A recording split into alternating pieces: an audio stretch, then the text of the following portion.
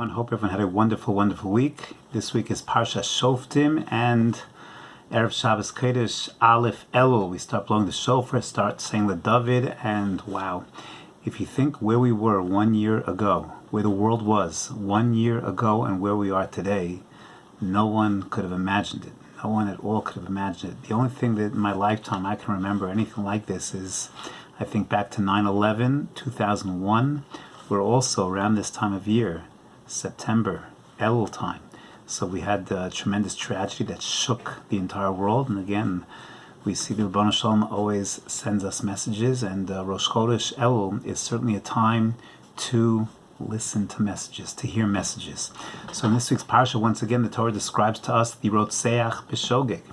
And a person who kills B'Shogeg has to run to your miklat, and his sentence in your miklat is essentially a life sentence.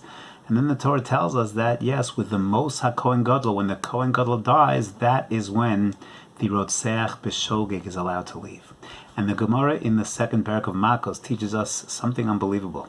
It teaches us that there was a practice that the mothers of the Kohanim Gedolim, they would used to go ahead and visit with the Rotseach B'Shogeg and bring him delicacies, bring him cookies, bring him delights in the Ir Miklat.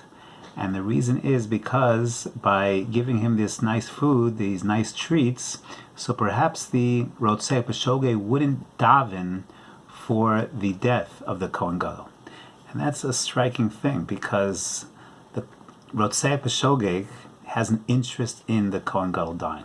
That's his get out of jail ticket. He wants the Kohen Gadol to die, so he davens for it. And now the mother of the Kohen Gadol is going to go ahead and bake him some treats, some chocolate chip cookies, and deliver them once a week. And all of a sudden, because of the chocolate chip cookies, he's not going to daven? So of course he's going to daven. If that's what he wants to do, he wants to get out of jail, he's going to daven. As good as the cookies might be, that's not... So perhaps the message is, yes, he's going to daven still, but perhaps his tefillah is just going to be with a little less intensity. And that little less intensity, because, you know what, he's getting this little treat from the mother of the Kohen Gadol, he has a little rachmanas for the mother of the Kohen Gadol, and therefore even the Rotseach B'Shogeg, this hardened criminal who's in Ir Miklat, who's been punished, even he will have a little bit of rachmanas for the mother of the Kohen Gadol, and therefore, yeah, he'll daven for the demise of the Kohen Gadol, but with a little less fervor, with a little less intensity, with a little less kavana, and that could be the difference. That could be enough to enable, to prolong the life of the Kohen Gadol. And indeed, if this Rotseach B'Shogeg, who's in Ir Miklat, who did an avera of murder, albeit unintentionally, if he davened with kavana rabbah, then yes, indeed, the hashkafas haTorah is that the Kohen Gadol, as a result of his tefillos, would die. So perhaps one message that we have on this Rosh Chodesh Elul, on this year of Tafshin Pei that's moving towards Tafshin Pei Aleph, that was so different in the beginning of the year, at the end of the year, how life has changed so dramatically for the entire world. And in a month's time, we're all going to be approaching another Rosh Hashanah, where Hashem is going to count us, Kol Boi Olam, and that we're going Tachas Shivto, under his staff, to be counted, to be observed.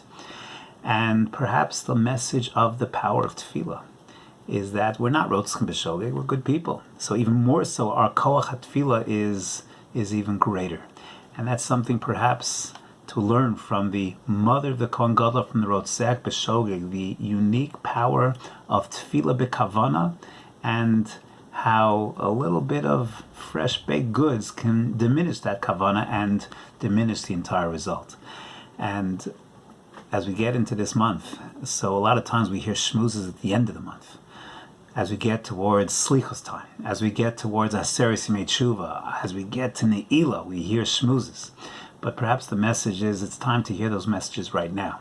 Rosh Chodesh Elul, it's time to take advantage of this month, because it's a special month. Rav Asher Weiss always explains that there's a pasuk, Elul ani ledodi v'dodi li, but there's another pasuk. And the pasuk also found in Shir Hashirim is Dodi li v'ani lo. But we refer to Elul as Ani Lidodi V'Dodi Li. Not, we don't refer to it as Delul, Dodi Li V'Ani Lo. Why? because Elul means Ani Ledodi. I take the first step. I make the first moves. And then Vidodi Li. First I approach Ribbon Shalom and I say, I could have been better. I could have done more. I could have davened with greater intensity. And I know my tefillah matters. Ani Ledodi. Vidodi Li. It's not Delul, Dodi Li. Yeah, if he's for me, then Ani Lo. No. Ani Ledodi Vidodi Li. So in this Rosh Chodesh Elul, Erev Shabbos Parsha Shoftim, we learn the koach of tefillah. Let's take full advantage of this very special month where Hashem is HaMelech Basada. Hashem is close.